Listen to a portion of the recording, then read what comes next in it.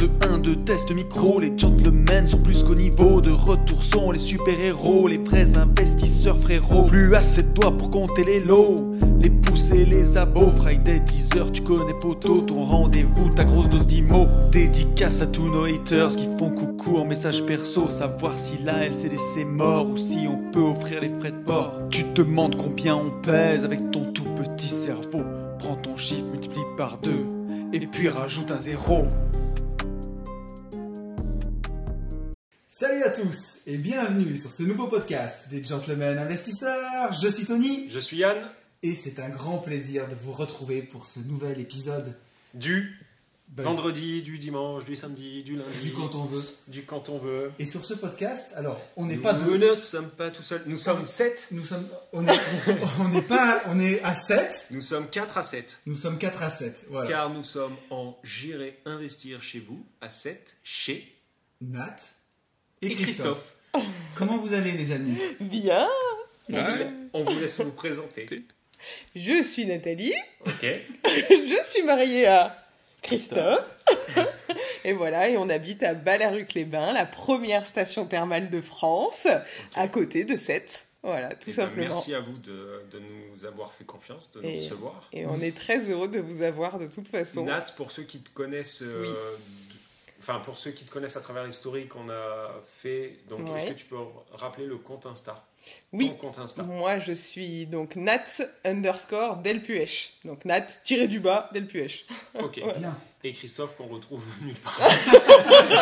On le retrouve en story via mon compte. On le retrouve dans tes stories. Sous le petit nom de ma bichette. Est-ce que tu peux nous en dire un peu plus, Nat, sur ce que tu fais, ce que tu fais dans la vie, quoi. Enfin, mais sur la globalité, c'est important. Tu vois, c'est sûr. Moi, je suis sûr qu'il y a plein de gens qui te suivent sur Insta, qui connaissent sur une chose, mais au final, pas sur tout ce qu'on a pu découvrir. Donc, vas-y. Mais c'est même une certitude. J'ai énormément de demandes où les gens viennent me chercher pour un truc et on se met à parler d'autre chose et on me dit « Ah, mais je savais pas !» Eh ben, let's go. Vas-y. Voilà.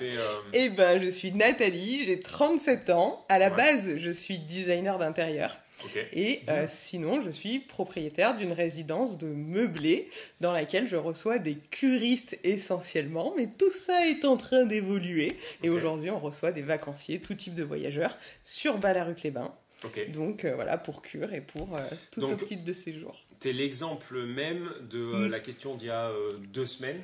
Tu fais plus de la location, à ce jour, jusqu'à avant qu'on arrive, tu faisais de la location saisonnière. Oui. C'est-à-dire que tu te permettais de fermer 2 mois dans l'année, puisqu'en fait, tu fonctionnais en fonction des saisons des cures. Saisons thermales. Et si tu veux, on a une fermeture de 6 à 8 semaines par an. Ok, donc toi, tu es vraiment sur la location saisonnière, puisqu'il y a des saisons, pour ceux qui n'ont toujours pas compris la différence entre la LCD et la location saisonnière.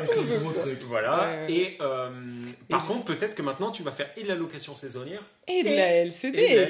Tout à fait. Parce que voilà, on est à pile mi-chemin du coaching au moment où on enregistre ce podcast. Oui. Et j'allais demander à Nat comment tu te sens et pour toi, comment ça s'est passé là jusqu'à présent? Ah bah bien, mais c'est ultra dense. Je suis rincé les gars. Je suis rincé. Tant mieux. Mais c'est de la bonne vibe. Je veux dire, c'est... On est dans... Non mais oui, j'ai beaucoup pleuré, oui, on va le dire. On a fait sponsoriser le podcast par Kleenex. Kleenex, c'est Sopala, hein. Non mais c'est pas possible. Mais c'est normal parce que je pense que si on vient chercher ce type de formation où on est en réel, en direct, en face à face pendant 72 heures d'affilée, c'est que forcément, on va aller chercher du dur. Donc, moi, je peux pas aller chercher du dur si je verse pas ma larme, je vous préviens. Donc, aujourd'hui, tu fais LCD, location saisonnière, tu fais de la déco. Oui. Ça, c'est quelque chose... les gens peuvent te contacter pour ça ou... Ah oui, tout à fait, parce que à la base, je fais plusieurs choses en déco. Je fais aussi de la prescription de travaux. Donc, si tu veux, j'interviens sur des chantiers pérennes, réels, de ma région, la plupart du temps, et sur lesquels je fais de la préconisation. Donc, je vais recruter les bons interlocuteurs pour les bons travaux en fonction du problème, si c'est un problème, ou des travaux qu'il y a à réaliser sur les lieux.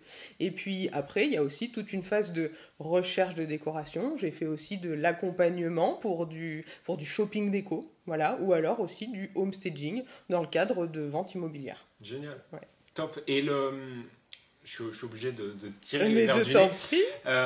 Sur la partie, pas LCD, mais enfin à terme, LCD et location saisonnière à ce jour, Ouais. tu fais quelque chose en fait que peu de gens font. C'est-à-dire que tes locations saisonnières, il y a une partie qui tourne en nom propre, Oui. mais il y a une partie qui tourne en sous-location. Oh. Elle n'a pas suivi. En fait, vu qu'il y a aussi la SCI, la Maison des Lauriers, que tout le monde connaît, c'est vrai qu'il y a encore plus de choses à l'intérieur de ça. Ce que je veux dire, c'est que tu as poussé, tu vois, tu es très avancé pour certains, c'est-à-dire qu'il y a une partie en sous-location, il y a une partie en nom propre, etc. Ouais. Donc la sous-location, est-ce que, si certains nous écoutent et se posent des questions, est-ce qu'ils peuvent, à travers ton Insta, te poser des questions, etc. Puisqu'en fait, tu as quand même plein de cordes à ton arc. C'est vrai, c'est vrai. Il n'y a pas que ça, puisque à travers mes logements, je mets aussi à la disposition de mes curistes, puisqu'on vient ici en priorité pour le thermalisme. Donc, j'ai proposé un partenariat à une marque de bien-être pour distribuer les produits à travers mes appartements, ce qu'on appelle en upsell. Donc, du coup, ça permet aux curistes et aux vacanciers qui séjournent chez moi d'avoir aussi accès à des petits échantillons pour tester les produits et potentiellement se faire du bien en plus de faire son soin. On est quand même assez fiers de nous parce que vous écoutez depuis le début du podcast, vous pouvez voir que Nat, elle a quand même un sacré background entrepreneurial et qu'elle a une belle maîtrise de tout ça. Et on a quand même réussi à lui apporter quelque chose. Donc on est content, on est fiers de nous. Ouais, et elle met bien en avant ce qu'on dit depuis longtemps. C'est-à-dire que la partie LCD ou location saisonnière est de très loin la partie la plus entrepreneuriale du business en immobilier. Et elle en est la preuve vivante, puisque tu vois, elle met en place des partenariats, elle va démarcher à droite, démarcher à gauche. Et en fait, on sent qu'avant la partie immobilière, l'immobilier en fait ça a été le véhicule, mais avant tout c'est vraiment, elle a un côté entrepreneurial qui est très très prononcé. C'est ça. Voilà. Et alors mon Bichette, qu'est-ce qu'il fait Bichette? Il était content. Bichette. Il était extrêmement content de nous voir. Il était heureux sur la partie BTC. Ils ont envahi la maison. Donc moi c'est Christophe, le mari de Nathalie. Alors moi j'ai un CV un peu plus simple que ma femme. Je ne suis que salarié.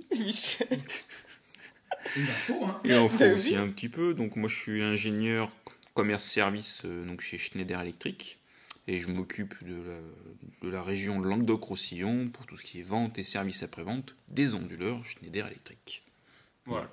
Donc le changement de prise de la prise que tu as éclaté au sol, en fait on va s'en sortir grâce à notre ingénieur. Nat, elle a pu voir que quand on venait pour gérer investir chez vous, non seulement on pillait le frigo, mais comme je suis à peu près aussi habile qu'un éléphant dans un magasin de porcelaine, j'ai cassé une prise au sol. Voilà. Non mais ça nous apprendra à faire des prises avec des clapets qui se relèvent. Voilà, c'est tout. Elle était bien jolie. Elle était belle, hein. Elle avait 4 ans de vie. 4 ans. C'est vrai, 4 ans. C'était top. Les mecs sont là depuis 24 ans. Elle est blindée, mais bon. Mais on a vu quand même, grâce à cet accompagnement, que peut-être vous serez bientôt plus dans cette maison. Donc ça sera l'histoire ancienne. Et pour nos auditeurs, surtout, on a vu quand même la puissance de l'arbitrage. C'est clair. Et quand on a commencé d'investir depuis un certain temps, qu'on a accumulé un peu de patrimoine. Et qu'on est tête dans le guidon, parce qu'il y a aussi ça. Et qu'on est tête dans le guidon. Alors pour nous c'est plus facile parce que forcément on arrive et on a beaucoup plus de recul sur les choses. Mais après c'est ça aussi que je suis venu chercher à travers ce type de coaching là, et à travers vous deux surtout, c'était cette capacité de prendre du recul et surtout d'arriver avec vos parcours à vous et votre vision à vous dans mon business à moi. Et c'est pour ça qu'on le dit souvent dans ce podcast, mais un peu les 3 effets qui se coulent de l'immobilier qu'on aime bien. Le premier, c'est de toucher un loyer où ça fait du cash flow. Mais sur Internet, on n'entend parler que de ça, le cash flow, le cash flow, le cash flow. Mais il y a aussi la capitalisation, le remboursement du capital, en fait, qui se fait, l'enrichissement qui est masqué, qu'on ne voit pas. Et quand on a bien acheté dans un bon endroit... chose que tu as très bien fait sans nous. Que vous aviez bien fait sans nous. C'est d'encaisser des plus-values, d'avoir des plus-values latentes. Et des grosses plus-values latentes. Là-dessus, ça nous a assis quand même. Donc, vraiment, c'est super chouette. On est le 17. Oui. Tout à fait. Au moment où on enregistre, nous sommes le 17. Absolument. Le 17. Qu'est-ce qui s'est passé? Vous avez la tu sautes du coq à l'âne. Sans transition aucune. Non, mais aucune pub. Parce que ça me l'est passé là, bing. Oui, j'ai vu.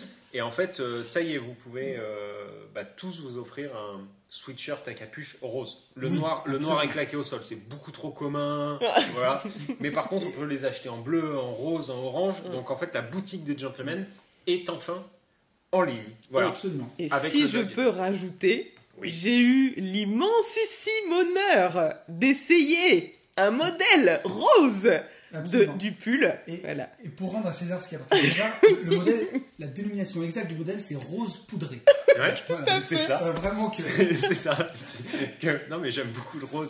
J'en ai toujours porté. Non, mais c'est vrai, j'aime. Et pour la petite histoire, je leur ai sorti les tasses assorties au pull. Le mug, on a le mug chat rose. Le mug chat mais rose. voilà, j'y pensais. Donc mais en tout cas, pour tous ceux qui n'auraient pas suivi ou qui ne sont pas sur nos Instagram, on a sorti notre boutique des Gentlemen Investisseurs. Alors, si vous avez envie de commander, vous retrouverez le lien de la boutique dans la description du podcast, que vous l'écoutez sur YouTube, sur SoundCloud ou partout.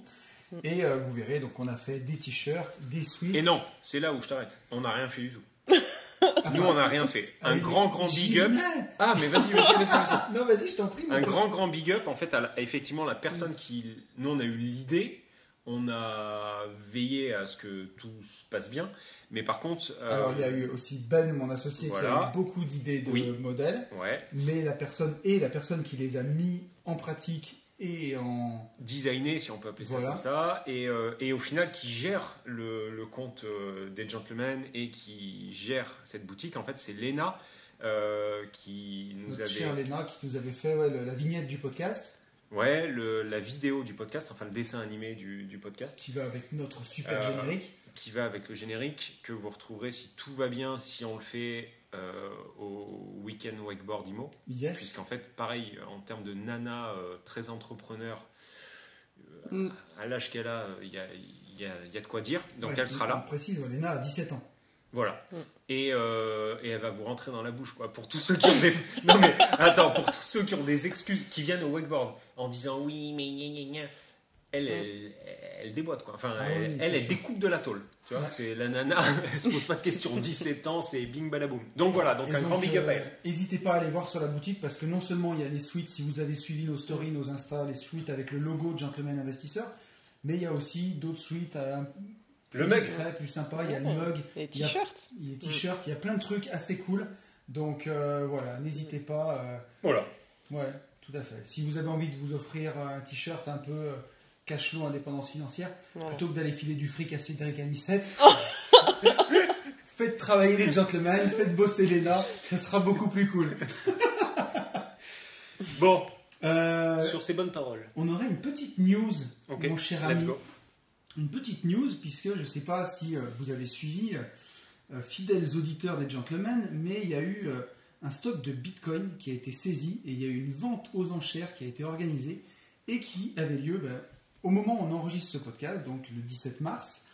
Et le premier lot de Bitcoin de 0,11 Bitcoin a été mis aux enchères.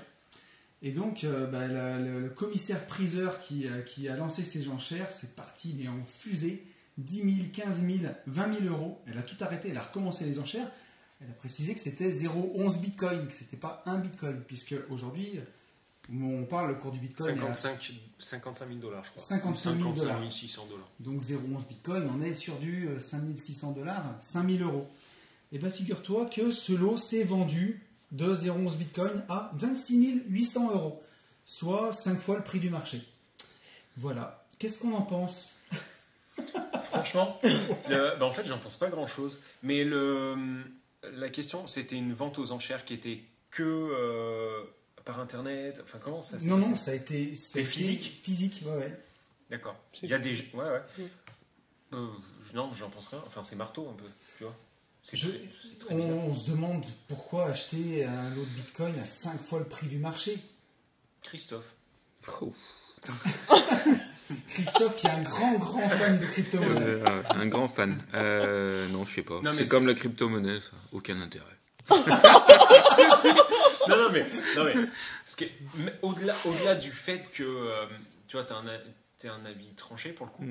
Là pour le coup où je le rejoins, c'est que ça n'a pas de sens. Enfin, tu vois, quand déjà comme Christophe tu vois pas trop de sens à la crypto, aller acheter un truc 5 fois le prix alors que tu l'achètes sur n'importe quelle application en temps réel, bah au prix. Pourquoi aller l'acheter 5 fois plus cher? Ah, il y en a, ils ont cru qu'ils allaient recevoir directement les pièces avec le B et tout, ils pensent que c'est de l'art.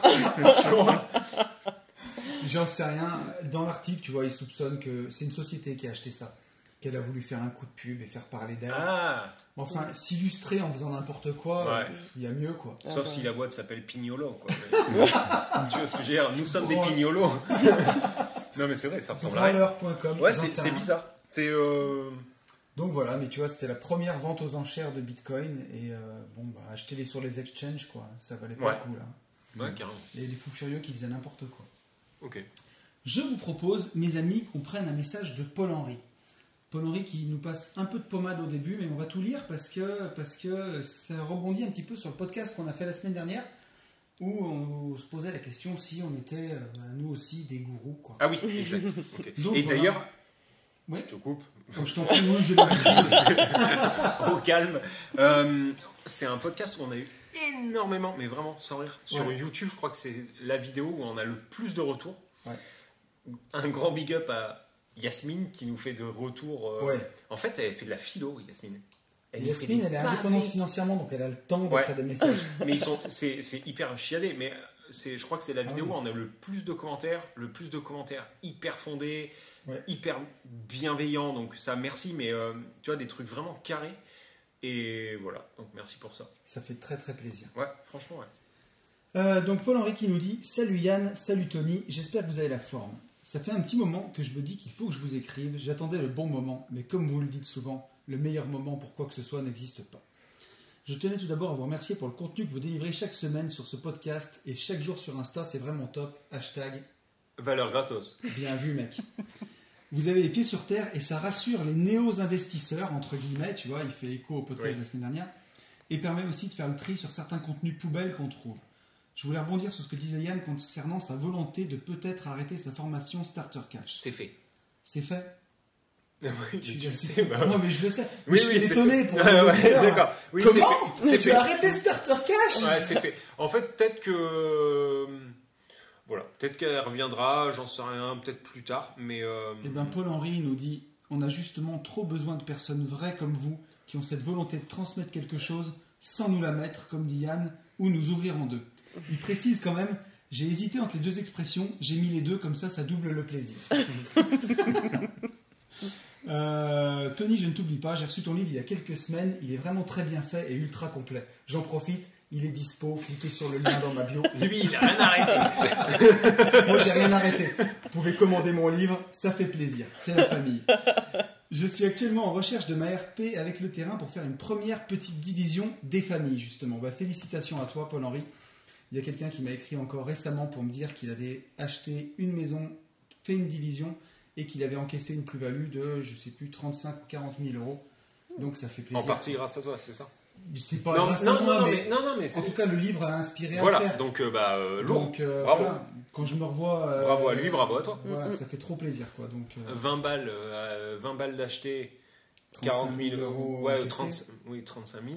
Donc c'est propre, la rentabilité est bonne, quoi. Ça fait plaisir. Ouais, on est loin du 12%, là. Ouais. Et donc Paul-Henri nous pose une question. Je voulais vous poser une question pour la route. Que pensez-vous des investisseurs qui font des offres avant de visiter les biens qu'ils trouvent sur le bon coin? Force à vous les gentlemen, Paul-Henri. Et j'aimerais bien que Nat, tu commences, parce que je crois que tu as un peu une histoire de ça, de quelqu'un qui te fait une offre sans visiter. Oui, c'est vrai.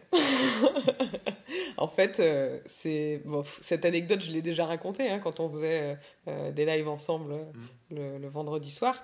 Ce qui est fou, c'est que sur ce bien-là, que je mets en vente, je tombe un matin sur un investisseur avec qui on va se rendre compte rapidement qu'on a le même banquier. Okay. Et là, du coup, donc ça, on va dire que ça crée un lien. On va commencer à discuter, à parler de cet appartement en particulier. Et en fait, cette discussion, entrecoupée plein de fois, mais va traîner toute la journée. Le soir même, on n'a fait qu'échanger sur toutes les phases de toute la vente, hein, mais le soir même, dans ma boîte mail, j'ai eu une offre au prix de cette personne-là. Cet appartement s'est vendu sans que lui et moi ne nous soyons déplacés à l'appartement. Il a vu l'appartement pour la première fois le jour de la signature du compromis.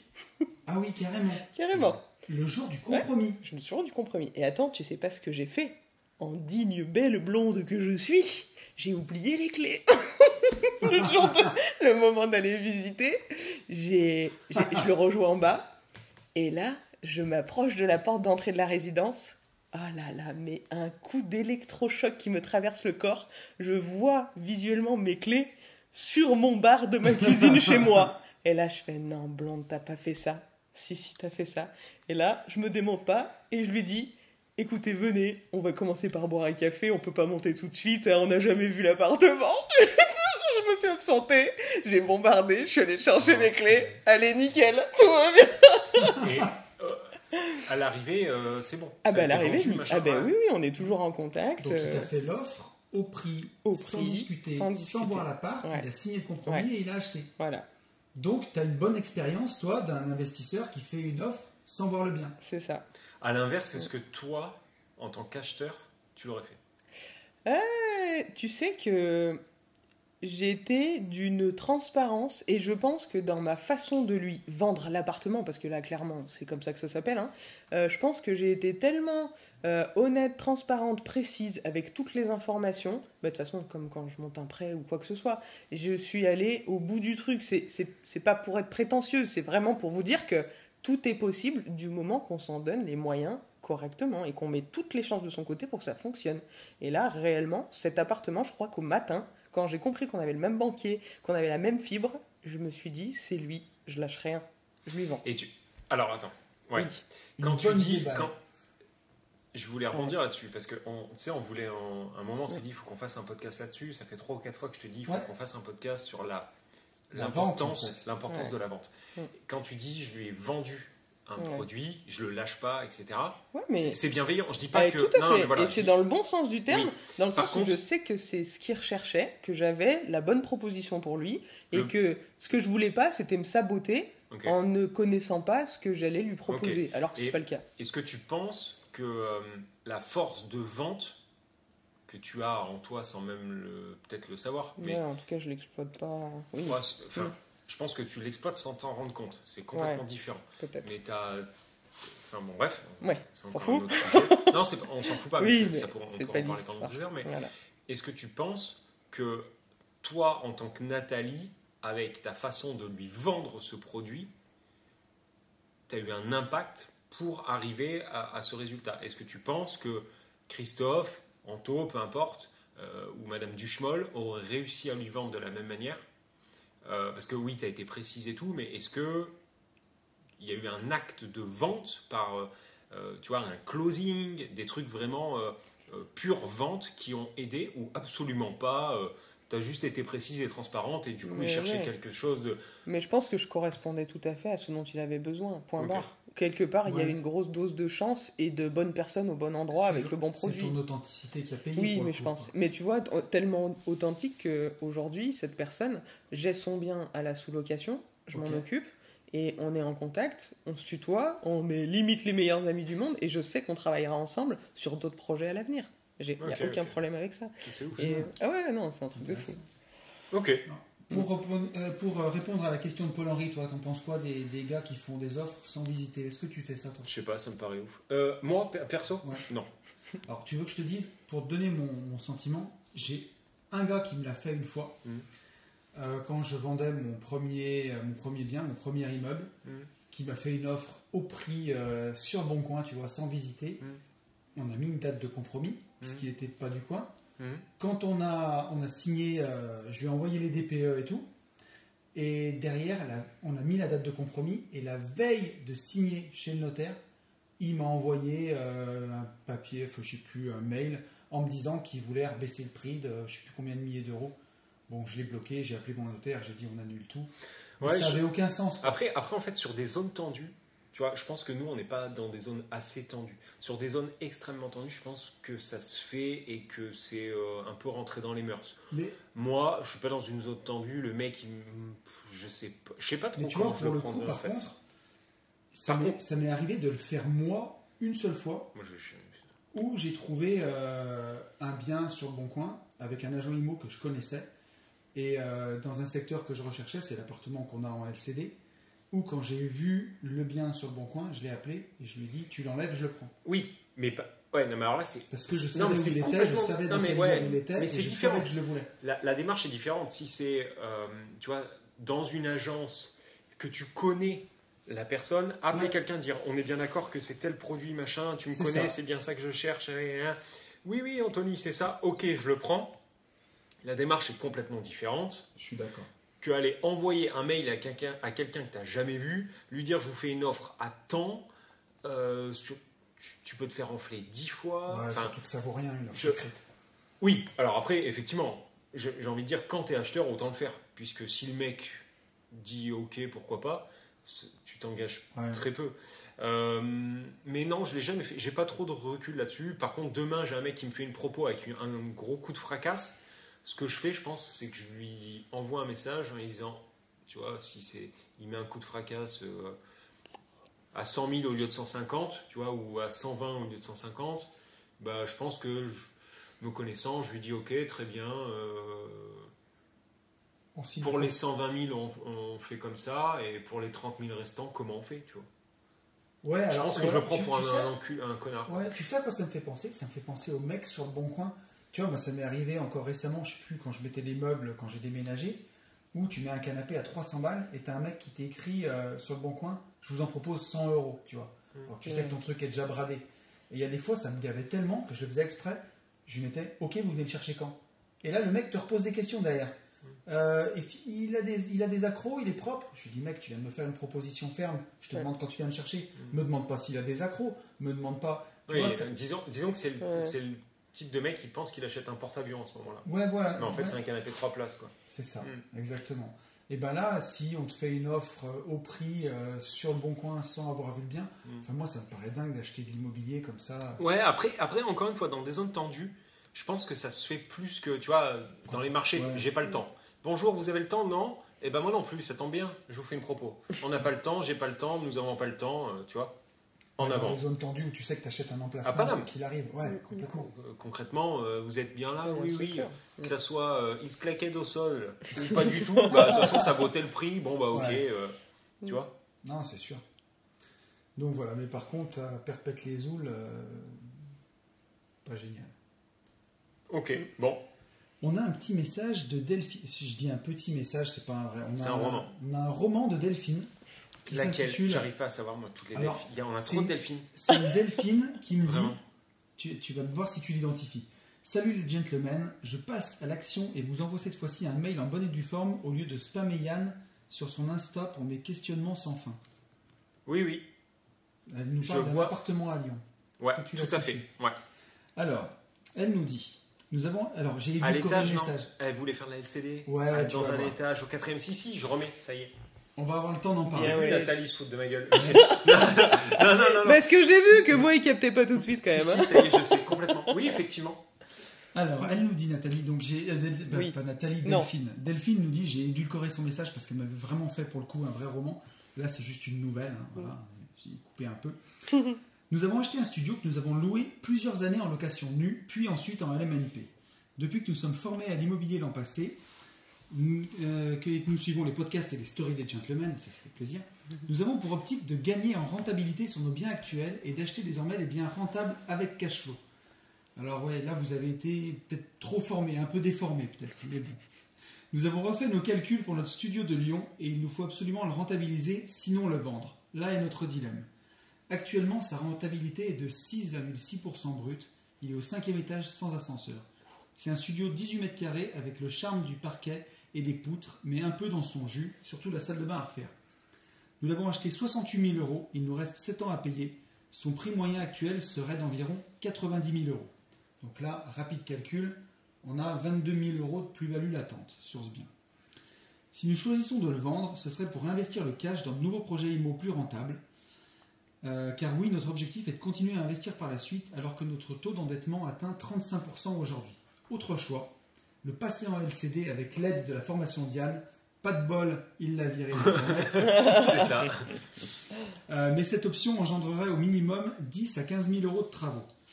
Mais en y regardant de plus près et en estimant une rentrée de loyer autour de 900 euros mensuels, notre rentabilité passerait de 6,6 à 11% et nous aurions toujours ce bien patrimonial en notre possession.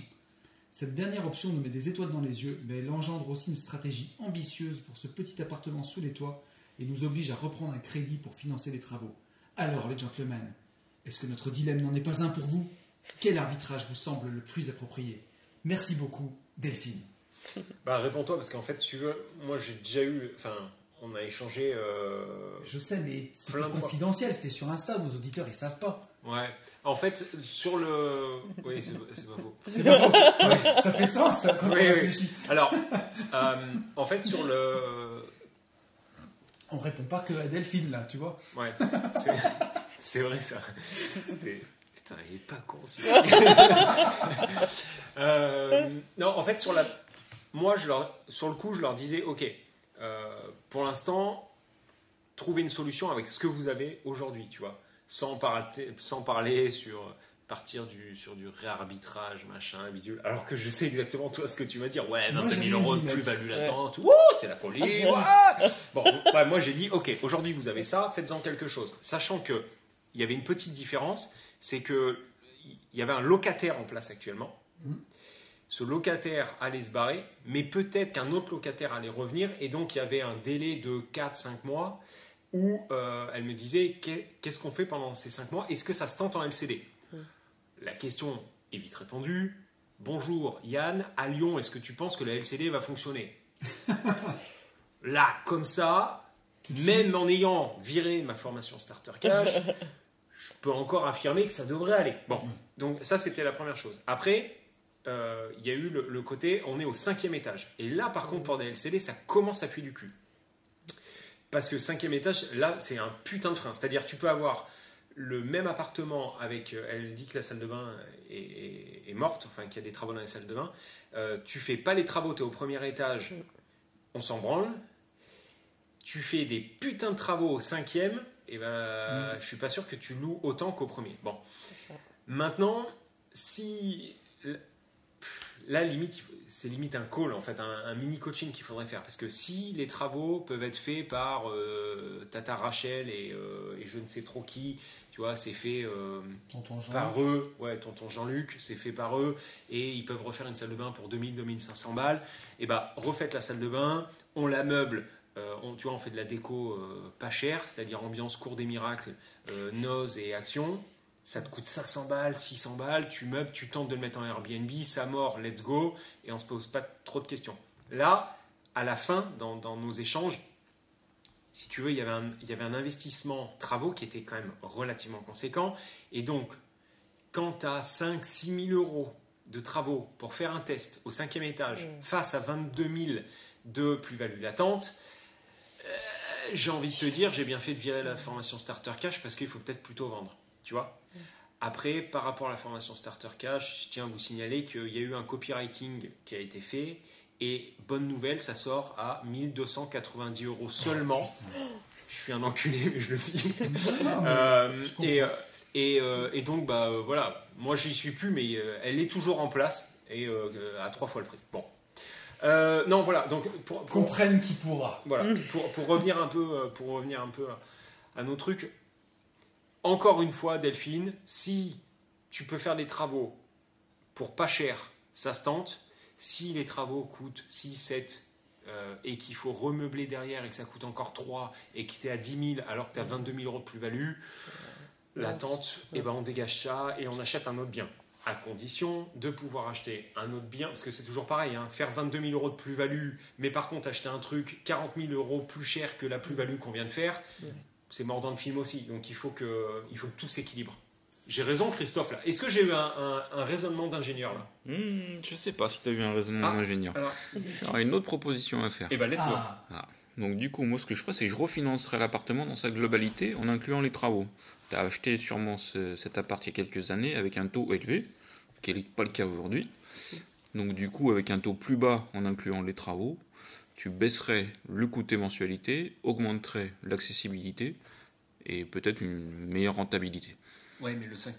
Attends, Alors, sur ce même appart. Oui. Et oui, mais le 5e étage, il y est toujours. Oui. Oui, Mais ça se tente. Ça se Ouais, tente. parce que du coup, tu Au as moins- rentré les travaux dans Voilà, la c'est-à-dire même que mensualité que tu avais La avant. finalement.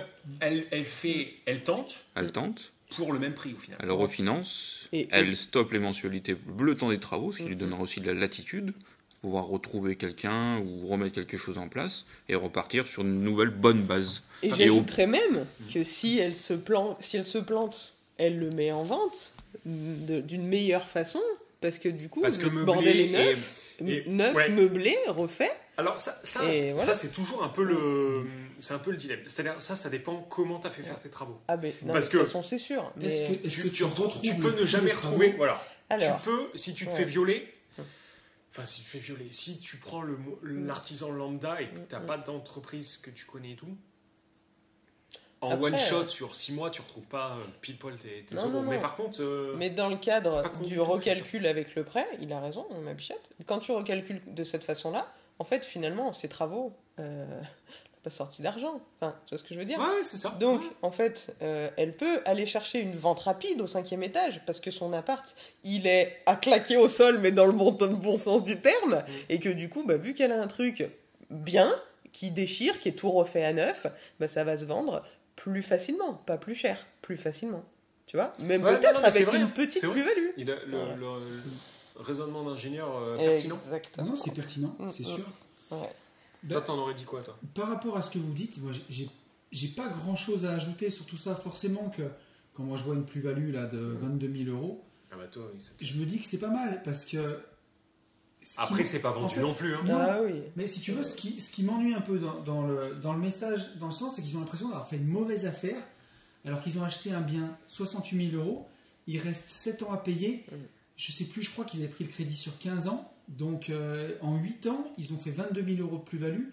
Moi, je trouve que c'est vraiment pas dégueu, le bien, il était plutôt patrimonial, il a pris de la valeur, ils l'ont exploité entre-temps.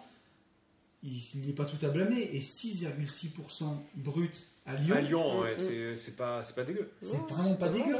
Alors certes, c'est pas un bien à cash flow pour arrêter de travailler tout de suite, Ouais. Mais c'est peut-être pas leur envie non plus. Mais voilà, donc pour moi, je trouve qu'il faut pas trop se blâmer avec ce bien parce que c'est plutôt une bonne affaire pour moi. Alors certes, quand tu as une rentabilité à 6,6% brut et que tu mises sur une plus-value, bah, tu obtiens ton cash tout à la fin quand tu as vendu. Tu l'as pas tout de suite en cash flow, mais bon, voilà, il faut aussi se méfier avec certains biens à cash flow.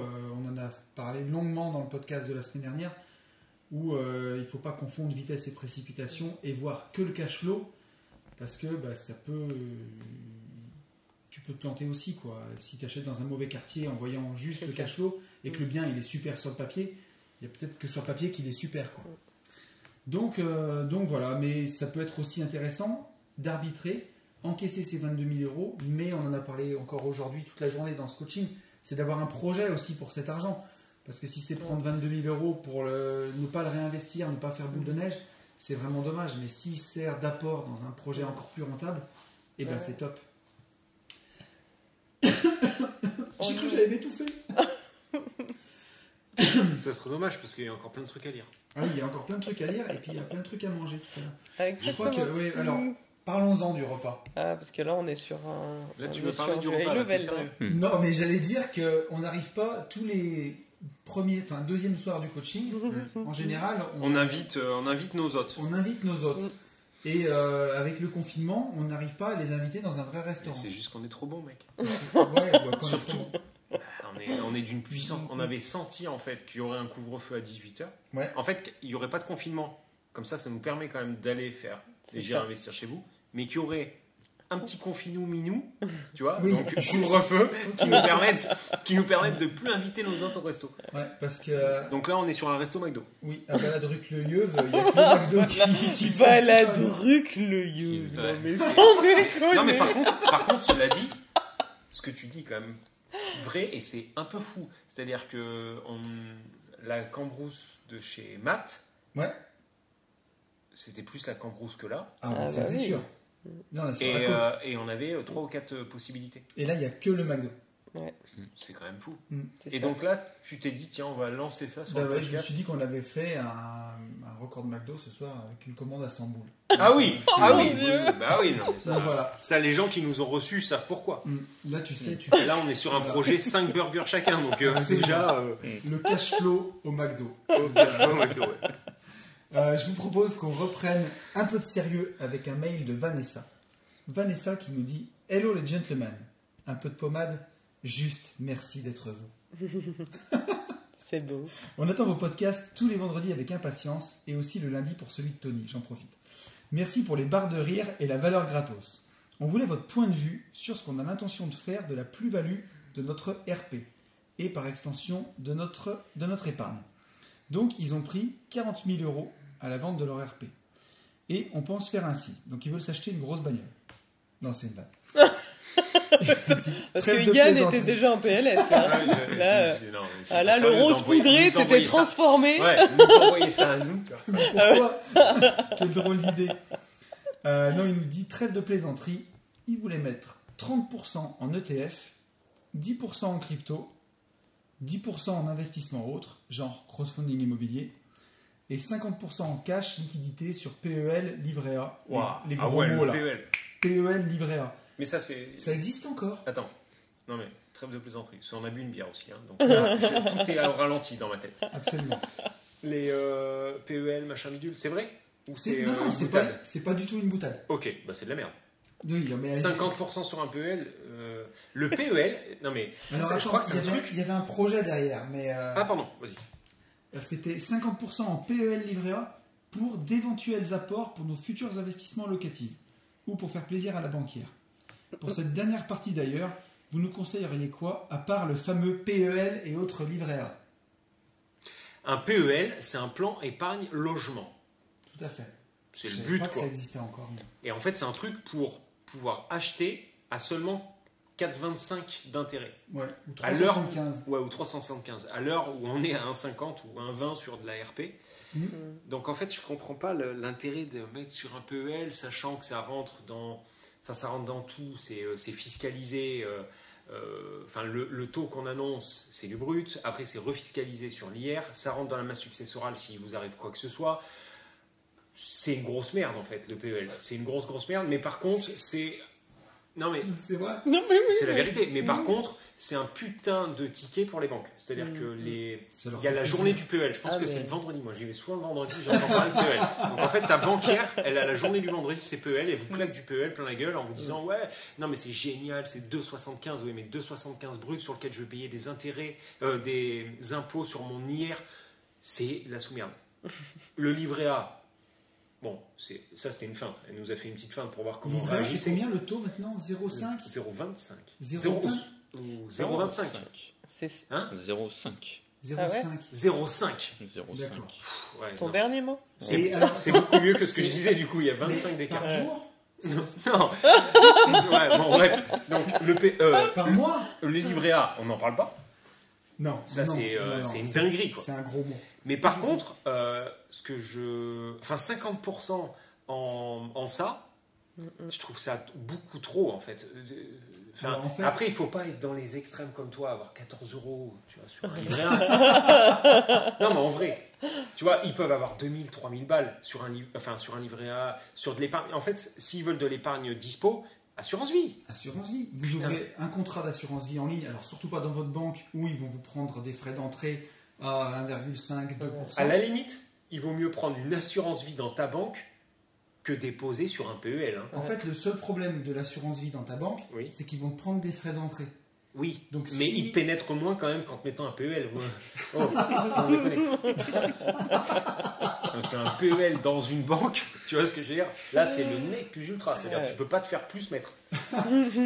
Si tu peux prendre ton PEA dans ta banque avec des frais de garde à 80 Non. balles. Mais non, Et des- un PEA, mais même dans ta banque, t'es Bonjour, plus je vais rentable. acheter pour 500 € d'ETF. Oui, monsieur, ça coûtera 100 Non, mais un euros. PEL, Le mec, tu repars en boitant. Quand tu prends un PEL dans une banque, c'est-à-dire le mec se fout ta gueule, il est en train de te dire je vous propose un plan épargne logement pour emprunter à 4%, Alors qu'aujourd'hui, au moment où je te propose ça, je suis à 1. Apparemment, tu vois à quel point il se fout de ta gueule. Tu sais ce que c'est le plus dur pour un banquier quand il te vend un PEL? C'est de pas se marrer. Non mais c'est ça. Non mais t'imagines la dinguerie du truc. Ah ouais. C'est-à-dire que tu le reportes sur n'importe quel autre business, tout le monde crie au scandale. C'est comme si le gars il te vendait une voiture aujourd'hui 200 000 euros, alors que tu peux l'acheter 50 000, et toi tu dis oh putain c'est une bonne affaire. Oh non je suis frais là. Attends, si je prends 150 000 euros de plus-value tout de suite dans le cul, non je suis frais. Attends, c'est du foutage de gueule. Bah c'est comme le Bitcoin aux enchères. Hein. Ah oui. C'est pareil, c'est exactement pareil. Ouais, oui. Sauf que vu que c'est véhiculé par des banques, parce que c'est ça qui est fou, vu que c'est véhiculé par une banque, et ben en fait les gens se disent on a confiance. Tu vois, comme l'État, tout ce que dit l'État, ben on a confiance, c'est l'État. Tu vois, tu vois que c'est un truc comme ça, tu vois, tout au calme, quoi. Tu vois, on a confiance, c'est l'État. Mais non. Mais après, pour la répartition, donc, au-delà des vannes, PEL, livret A, bah non, ouais. Non, mais c'était pas une vanne, non, c'est une connerie. Non, ouais, mettre des vannes qu'on raconte, mais non, c'est une connerie. PEL, livret A, ne faites pas ça. Ouvrez une assurance vie dans une banque en ligne, pas faire de la pub, mais enfin, Boursorama, Fortunéo, Lynxea, n'importe où, ou un courtier en ligne. C'est dispo en 7 jours. Voilà. Même Boursorama, tu vois, c'est dispo en 72 heures. Et au moins, bah, les fonds euros, ils vous rapportent 1,5%. C'est pas la lune, mais c'est déjà mieux que 0,5. Intervention d'ingénieur. Là, on a raison. Là, vous avez raison. Ok. Nat, on est d'accord là-dessus? Ah oui, totalement. Ouais, bon, ok. Toi, t'es d'accord avec ça? Ah bah oui, je suis d'accord. Je l'aurais dit autrement, mais... Je l'aurais dit avec un langage moins fleuri. Ok, mais sinon... Ok. L'arrivée est la même, quoi. Enfin, on arrive au même résultat. Ah oui. Ok. Et par contre, du coup, même... Sans même parler dans l'hypothèse où il le fasse en assurance vie, etc. 50%, c'est énorme. Ben, ça dépend en fait, si tu veux, quand elle me dit notre plus-value et par extension notre épargne. Parce que je pense que Vanessa et Sylvain, c'est toute leur épargne, la plus-value de la maison. De ce que je comprends en tout cas dans le message. Donc, s'ils veulent continuer d'investir en IMO, c'est pas idiot sur ces 40 000 euros de garder un peu d'apport éventuel. Un peu, mais 50% du... Ça fait 20 000 euros. Ouais, moi je connais pas toute leur situation patrimoniale. Pourquoi aussi, pas, forcément. mais ça se trouve 10 passerait autant, tu vois. Et ouais. au pire, c'est en assurance vie. Au pire, c'est en assurance vie. Le temps qu'ils trouvent un bien, qu'ils proposent à des banques, machin, bidule. La banque, elle va leur dire ouais, bah moi j'ai besoin que vous me nantissiez 15 000. Et bah ok, bah vous rapatriez l'assurance vie. Ouais. Et vous la nantissez. Et puis voilà. Tu vois, mais en attendant, si s'est passé un an, bah, ils ont pris un an d'assurance vie face à un an de PEL, de pénétration. Pénétration extrême et linéaire. Oh non. Non, mais c'est vrai. Et livret A, bah, ouais, on trouvera rien. Mais... Ah si, j'ai un truc tout de suite. J'ai un truc aussi, mais... Bon, bref. Mais donc, en gros, par contre, ce que je pourrais dire, c'est que j'ai pas de boule de cristal pour les ETF, mais si vous faites un peu de long terme et vu la purge qu'on vient de se prendre l'année dernière sur les marchés et la tendance haussière quand même de la bourse, alors la bourse française on n'en parlera pas, mais plutôt de la bourse américaine, je pense que c'est pas complètement idiot de, peut-être comme tu dis, au moins de faire la formation ETF. Au minimum, voilà, parce que même si tu passes pas à l'action. Je n'osais même pas le dire, parce que la mienne est toujours dispo, je ne l'ai pas retirée d'Internet. Non, par contre, tu sais que, trêve de plaisanterie, ça c'est hyper chaud de dire ça. De quoi? Bah, ce que tu vas dire. Parce que t'as pas de boule de cristal, mais on pense que... Ouais, mais on suppose que... Nanana. Je comprends ce que tu veux dire, mais je pense qu'il y a plein de gens qui ne l'entendent pas comme on le dit. Ah, qui pensent que je suis en train de leur dire, acheter des ETF, ça va monter. Ouais, sans parler de la formation. Alors, la seule chose que je peux dire, c'est que les performances passées ne présagent pas des performances futures, mais que la bourse mondiale, depuis 172 ans, sur le long terme, c'est risqué, gros. Elle monte. La vérité, c'est ça, il faut dire ça. C'est risqué. C'est un investissement qui est risqué. Qui est volatile. Qui est volatile, moins que la crypto, mais c'est... Tu vois, nous, ça nous paraît safe. Ouais. Et au final, ça n'est pas trop... On est d'accord, Christophe, là-dessus. Voilà. Alors après, qu'est-ce qu'il vaut mieux faire quand tu vois que pendant la crise Covid, au moins tu fais rien. Et non, mais tu fais rien. Si tu fais rien, ton argent. Dépense que. Maintenant, attends, dépense que dans la boutique. Oui, ou alors achète des t-shirts des gentlemen. Oui, parce qu'au moment où on faisait des formations, tu vois, on disait, il y a des gens qui nous disaient, ouais, mais les gens ils dépensent et ils ouvrent pas la formation. Ça, on pouvait rien y faire, tu vois, au final. Du coup, on s'est remis en question. Mais là, maintenant, on est dans le coton, tu vois. Donc là, dépense 25 balles. De toute façon, t'es obligé de t'habiller pour aller quelque part. Tu devras mettre le pull. Et ben voilà, ou le t-shirt. Et tu sais quoi, blague à part, chez Mopsy, ce que je disais, c'est que l'année dernière, pendant la crise Covid, ils ont imprimé 40% des billets en circulation, l'équivalent de 40% en plus. Donc la monnaie, elle est sans cesse dévaluée. Donc si tu y laisses sur ton PEA, non seulement tu te prends du 0,5%, c'est par an, mais c'est toi qui payes. Fou, quoi. C'est toi qui payes, et en plus ton argent ne travaille pas. Alors que le mettre sur les marchés, au moins tu profites de toute cette liquidité qui est injectée dans la bourse. Donc c'est pas complètement idiot. Après, voilà, il faut se former, avec moi ou avec quelqu'un d'autre, peu importe. Mais en tout cas, avant d'aller acheter des actions ou des ETF, formez-vous quand même un minimum, ça me paraît juste évident. Mais pourquoi pas mettre un peu plus en ETF, en crypto direct, 10% sur cette somme, ça me semble vraiment pas débile. Vu la tendance haussière qu'on a en ce moment, on peut rentrer aussi progressivement. 10%... On peut ou il faut? Je peux pas dire il faut, mais il faut. Voilà. Non, moi je pense qu'il faut. Vraiment, parce que si on doit faire un truc safe... Et ce que j'allais dire, alors, c'est que c'est plus 10%, conseillé, quand même. 10% investissement autre, crowdfunding IMO, j'irais pas forcément en crowdfunding IMO, moi, par contre, j'irais peut-être plutôt en minage de crypto-monnaie. Et ça me paraîtrait pas idiot. Avec... Je recommence le boomerang, désolé. Ah oui, alors, parce que j'essaye de me concentrer, et mon binôme, qui a bu une bière et qui est déjà complètement déchiré, et il se marre en plus. Essaye de faire des story boomerang en même temps, et voilà. Et moi j'essaye aussi de poser en même temps que la story. Donc, c'est un merdier infini. Je vous disais, les amis, que 10% en crypto en direct, Bitcoin, Ethereum, ce que vous voulez, ça me semble pas idiot. Et 10% en minage de crypto-monnaie me semble pas idiot non plus.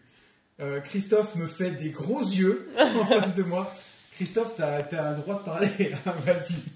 Non, je vais les décourager, non, laisse tomber, c'est pas la peine. Non, mais tu sais que ton avis, mais ton avis, en plus, il a le droit d'exister. Non, mais vraiment, effectivement, il n'y a pas souvent... Enfin, en fait, ça nous est jamais arrivé. On n'a jamais personne qui nous a dit... Et moi, je pense que c'est intéressant qu'on ait ton avis, Christophe. Alors, l'investissement en crypto me gêne parce qu'il ne construit rien. C'est de l'argent pour de l'argent qui ne fait rien de plus que ça. Donc oui, tu gagnes de l'argent, mais tu n'as rien fait d'autre. Achète plutôt un appart, construis, fais du service, fais du bien, fais autre chose avec de l'argent. Voilà, c'est plus une valeur morale pour moi qu'autre chose. Putain, je suis complètement immoral, merde. Parce que moi, par contre, je veux rien foutre. J'ai quelle possibilité pour être sympa, gentil. Je veux pas partir en enfer non plus. Mais non, mais en vrai, je le comprends.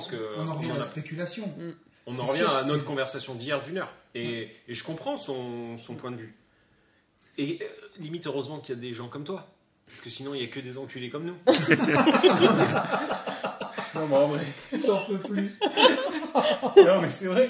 Ouais, non, mais c'est sûr qu'on se trimballe quand même avec nos noms sur des switches. Ça fait 2 jours, bon. Hier, c'est Pipo et Mario qui arrivent parce que... On est sur des aires d'autoroute avec écrit nos noms. Ouais, on a quand même des t-shirts aujourd'hui avec nos noms. La dernière fois que ça m'est arrivé, c'était en colonie. J'avais 8 ans. Ma mère, elle me mettait, il s'appelle Yann. Tu vois, si je me perdais. Je pense que dans le futur, quand les gens diront, tu te souviens à quel moment ils se sont égarés, les gens qui étaient investisseurs. Tu te rappelles comme ils étaient cons, en fait. Le mec, elle fait des t-shirts avec le nom. Force noire et force rose. Qui débarquent. Ah purée, on les a perdus, les gars. On les a perdus. C'est comme le port salut, c'est marqué dessus. Oh non, de Dieu. Oh, quel scandale. Bon, bah écoutez, non, mais tout ça, en tout cas, non, mais en vrai de vrai, sans rire. Non, mais non, il rit pas, il pleure. Christophe a le... Ça peut s'entendre. Nous, on le comprend. On aura du mal à comprendre ça. Mais, mais en vrai, il faut qu'il y ait des gens, qui pensent comme lui. Sincèrement. C'est une certitude. J'ai du mal à le dire. Mais c'est sûr que c'est une vision... Parce que hier, tu nous l'as dit. Si tout le monde fait comme vous, ça c'est vrai. Et on nous l'a déjà dit. Ouais. Si tout le monde fait comme nous, bah, il ne se passe plus rien. Effectivement. Ça c'est vrai. Mais la spéculation, elle a toujours fait partie des choses. Il y a des gens qui investissent en bourse parce qu'ils croient en certaines entreprises, ils investissent vraiment dans des entreprises. Il y a des gens qui gardent l'entreprise 10 minutes, le temps que ça se casse la gueule ou que ça remonte. Et ça, en vrai, tu le ferais ça. Est-ce que tu ferais, si vraiment tu maîtrisais ce que tu fais? Alors, tu vois, en vrai. Pour aller là-dedans, il y a un truc qui me dégoûte en bourse, c'est de shorter. Shorter le marché, pour ceux qui ne connaissent pas, c'est parier à la baisse sur une entreprise. C'est un petit peu compliqué, mais en gros, tu peux parier à la baisse de Tesla et gagner de l'argent si l'entreprise se pète la gueule. Et si tu savais le faire, tu ferais? Mais c'est facile à faire, hein. T'as tout pour le faire. Ouais, mais bon, là, on en revient au truc anti-ETF, c'est-à-dire timer le marché bidule. Et par exemple, tu as un ETF là-dessus, qui est très très simple, qui s'appelle le BX4. Il te permet de parier sur le CAC 40 avec un effet de levier de 2, mais à la baisse. Ça te permet de shorter le CAC 40. Alors, shorter la France, c'est pas difficile. C'est ce que j'allais dire. En ce moment, t'es gagnant, quoi. Ouais, il y a quand même un petit arrière-goût de défaite. Donc, voilà. Mais le jour où ils ont découvert le vaccin Pfizer, là, où le CAC 40 a pris une calotte monumentale. Plus 8% d'un coup, et la team BX4, eux, ils ont fait moins 16. Donc, et d'ailleurs, ils ont fait combien avant? Mais, non, mais ça, tu vois, c'est un peu crade, c'est vrai. Tu vois, je sais pas si Christophe en irait jusque là, tu vois. Moi, la moralité du truc, shorter des entreprises, et les gars venaient pleurer justement. Les shorteurs du CAC 40, au moment, on venait pleurer sur les forums en disant 8% avec l'effet de levier, on est mort. Mais pleurez pas, les mecs, vous shortez, vous pariez à la baisse. Quand les boîtes perdent de l'argent, vous vous réjouissez. Le jour où elles en gagnent, venez pas pleurer. C'est le retour du bâton. Mais non, moi je réfléchis même pas jusqu'à là. Moi c'est juste ma tranquillité en vrai. Hein. C'est pas. En fait, je crois que c'est surtout quand. Enfin, moi je réfléchis moins que Christophe. Je pense, au final. Oui, après c'est. Ouais, tu te poses moins de questions sur. Je pense que je m'en pose déjà assez, quoi. Ouais, c'est ça. Et sur plein de trucs. Et sur ça.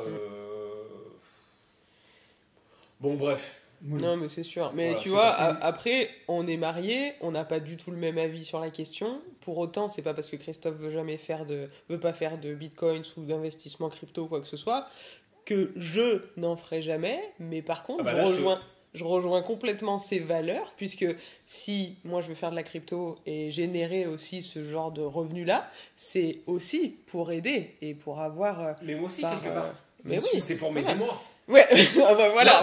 Non, mais c'est aider-moi et les gens qui m'entourent. Voilà, mais voilà, dans un cercle très proche. Après, on en revient toujours au fait d'avoir un projet, parce que c'est vrai que sur ce podcast, on parle beaucoup d'argent, on parle tout le temps d'argent, et 30K, et 20K, et 200K. On peut avoir l'impression... On parle souvent de 200 1 million d'euros. Rajoute un zéro, mec. Non, je pense pas. En vrai, je pense pas qu'on parle trop d'argent. Non, mais... Pas de manière... Non, mais... Tu sais, pour quelqu'un qui est néophyte, qui découvre ce podcast pour la première fois... Ouais, je pense qu'en fait, il se rend compte qu'on lui montre l'État, en fait.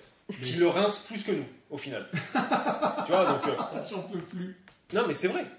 Mais oui, certes. Ce que je veux dire par là, c'est que... On n'est plus vrai, nous. Forcément qu'on n'est plus vrai, nous. Mais, et qu'on a un projet, c'est pas l'argent pour l'argent. C'est l'argent pour la liberté, c'est l'argent pour faire profiter sa famille, c'est l'argent pour profiter... voilà. Après, tu as fait un podcast là-dessus. Est-ce que la fin justifie les moyens? Et là-dessus, il n'a pas complètement tort. Mais c'est certitude. Pour moi, oui. Pour lui, non. Et au final, je crois qu'on pourrait débattre 8 ans. Quoi. Mais c'est sûr. Tu vois, chacun aura ses. Parce qu'il n'y a pas de juste milieu. Tout à fait. C'est ça. Bon, bref, voilà. Je voulais. C'est des débats de passionnés. C'est passionné, mec. On est passionné.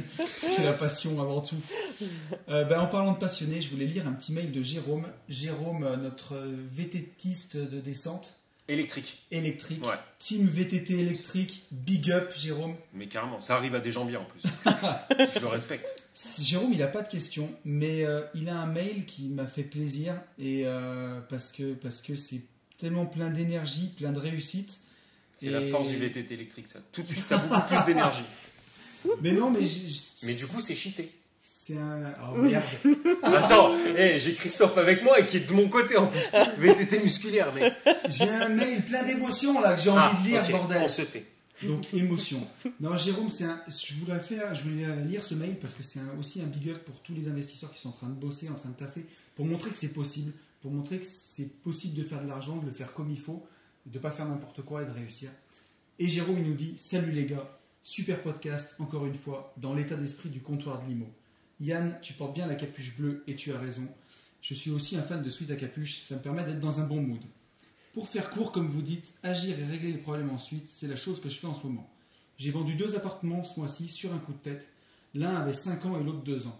Résultat, 90 000 € en poche, net, dont 70 000 € de plus-value. Et là, sur un coup de tête, achat d'un IDR de 2 appartements actuellement avec un potentiel de 4, 11% brut avec ces 2 logements loués. Offre faite à moins 10%, acceptée, accord de mon banquier 1 heure après, l'affaire est en marche. Mon banquier m'a demandé si j'allais faire de la LCD, j'ai dit non. Oui, j'ai menti, enfin peut-être. Emplacement numéro 1 dans une agglomération de 41 000 habitants, je pense être bien. Surtout un appartement avec terrasse, le bonus. De plus, merci Tony, car j'ai créé ma boîte début de semaine. Ce soir c'est le premier de vie, ça va envoyer. Bref, tout ça pour vous dire de continuer à nous aider à y voir plus clair. Posez ses couilles sur la table et envoyez de la visite à tous les étages. Merci les gars, à bientôt. Jérôme. Ça fait plaisir. Oui, mais il ne nous demande pas de conseil, lui, parce qu'il a tout réussi. Aucun, mec. Ouais, non. Tu vois, c'était juste pour clôturer ce podcast. Non, franchement, super sympa. C'était plein d'enthousiasme. Ouais, carrément. Et tu vois que... C'est limpide, c'est clair, c'est précis, et on pourra pas l'aider. Big up, qu'est-ce que tu veux que je te dise? Bravo. Et tu vois, il me dit merci pour sa boîte, parce qu'il m'avait donné quelques conseils pour monter sa boîte. Il t'avait demandé, pas donné. Il m'avait demandé quelques conseils pour monter sa boîte de paysagiste. Moi aussi, je crois que la bière a commencé à taper. Et vu que t'es sympa, en fait, t'as répondu et ça l'a aidé. C'est ça. Tant mieux. Non, mais franchement, là, c'est perfect. Ça fait plaisir. 90 000 € de plus-value. C'est ça. Un appart qui a 5 ans, un appart sandwich tomate, il le mange sans que la tomate sorte, quoi, lui. Ah oui, là, il s'en fout pas partout et tout. C'est on est vraiment au calme. Donc, big up à toi, Jérôme. Tu fais plaisir. Bravo. Merci et bravo. C'est le genre de mails qui font vraiment du bien. Du coup, fallait qu'il ait un défaut, le VTT Lec. Bon. Et oui, il en on faut, lui passe. Mec. Il a gagné de l'oseille. Bon, il a dépensé 7000 balles dans un VTT électrique, on peut pas lui en vouloir. Comme dans la vie, on vous double. On est d'accord, rapidement et en silence, comme avec la Tesla, mec. Oui, et sans appuyer sur les pédales, ce qui est ouf sur un vélo quand même. Tu vois, c'est ça qui est dingue. Tu vois les mecs qui sont assis, ils ont le cul sur une selle et ils passent en... Mais t'as raison. Oui, mais... Ou alors ils redémarrent dans les côtes, c'était à 600 dénivelé, les mecs ils redémarrent dans les côtes, je te promets, sans toucher les pédales. Que ça s'appelle un Solex après, mais bon. Le VTT que j'achète aujourd'hui va pouvoir me faire jusqu'à mes 75 piges. C'est un putain d'investissement sur 40 ans, quoi. Non, mais ça par contre c'est vrai. Et la Tesla est ouf. Ouais, la Tesla est ouf. Oui, puisque j'ai eu le cul dans la Tesla, c'est ouf. Non, mais c'est vrai. Et ça y est, on parle de la Tesla maintenant? En fait, j'étais en train de penser batterie, machin. Voilà comment ça s'est passé. VTT, batterie. Christophe, conversation d'hier, investissement, parce que tu as dit investissement. Donc il y a eu tout investissement sur la Tesla. Du coup, je me suis dit, il y a des gens qui vont nous dire en commentaire, et alors la Tesla, vu qu'on avait annoncé qu'on prenait la Tesla. Et donc je leur dis, c'est génial. C'était vraiment cool. On a fait un bon petit voyage en silence. Et il va falloir le faire dans l'autre sens. Oui, tout à fait. Par contre, du coup, ça va être moins cool, tu vois, demain soir. Ça va être de nuit. Parce que, oui. Et donc, les 30 minutes au superchargeur qu'on a trouvé génial, en pleine journée et tout, on a parlé avec les mecs de Tesla, parce que, ah oui, faut savoir, pour les gens qui ne le savent pas, quand on est propriétaire d'une Tesla, qu'on s'arrête au superchargeur, il y a un code, vous savez, comme les motards, c'est-à-dire, les mecs se disent bonjour entre eux, c'est-à-dire, ils sont un petit hochement de tête, wesh, tu vois, ça va, Tony? Et moi, je me suis dit, on a les Sweatshirt Gentlemen et tous les mecs qui nous ont reconnus, Raph, et c'était juste pour le côté Tesla, en fait. Salut, propriétaire de Tesla. Et on se fait des clins d'œil parce qu'on sait qu'on a financé notre voiture grâce aux actions qu'on a achetées il y a 1 an. C'est des malades, les mecs. Qui ont fait x10. Ils ont inventé le thé, clairement, il faut un thé. Salut, frère. Bref, voilà. Bon, je crois qu'on part en sucette. On va aller manger McDo. Hein. Ah oui. Bon, un petit mot à ajouter, les amis. On vous laisse le mot de la fin. Ah oui. Oui, c'est vrai ça. À part foncer en visite. Alors, je dirais merci. Ok, ça c'est cool. Christophe, petit mot. Un petit mot, les débats sont enrichissants, même si les points de vue sont différents. Même avec des cons qui ont leur t-shirt avec leur prénom dessus. Mais s'ils vous proposent plus de 48 heures, laissez tomber, c'est pas la peine. C'est beaucoup trop. Foutez-les dehors. Bon, il y a un truc qui est sûr, c'est que comme d'habitude, il faut passer à l'action. Pour tout ça, il faut foncer en visite. Big up, ciao ciao, bonne semaine. Bye Salut bye. à tous. Bye bye.